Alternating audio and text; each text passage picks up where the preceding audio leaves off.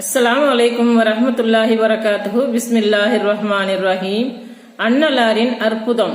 நபியின் சைகையால் பாறை நகர்தல். ஒருமுறை இக்ரிமா ரலியல்லாஹு அன்ஹு அவர்கள் இஸ்லாமில் வருவதற்கு முன் நபி ஸல்லல்லாஹு அலைஹி வஸல்லம் அவர்களுடன் ஒரு நீரூற்றுக்கு அருகில் இருந்தார். மறுகரையில் இருந்த ஒரு பெரும் பாறையை சுட்டிக்காட்டி, தாங்கள் நபி என்பது உண்மையெனில் அதோ அந்த பாறையை இக்கரைக்கு அலையுங்கள், அது நீந்தி வருவதை பார்ப்போம் என்றார்.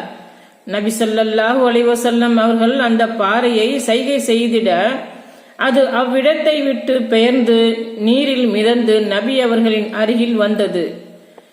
ஷஹாதத் கூறியது. இக்ரிமாவிடம் உமக்கு இது போதுமா என்றார்கள். அதற்கு இக்ரிமா ரலியல்லாஹு அன்ஹு அவர்கள், இந்த பாறை தனது இருப்பிடத்திற்கே திரும்பி செல்ல வேண்டும் என வேண்டினார்.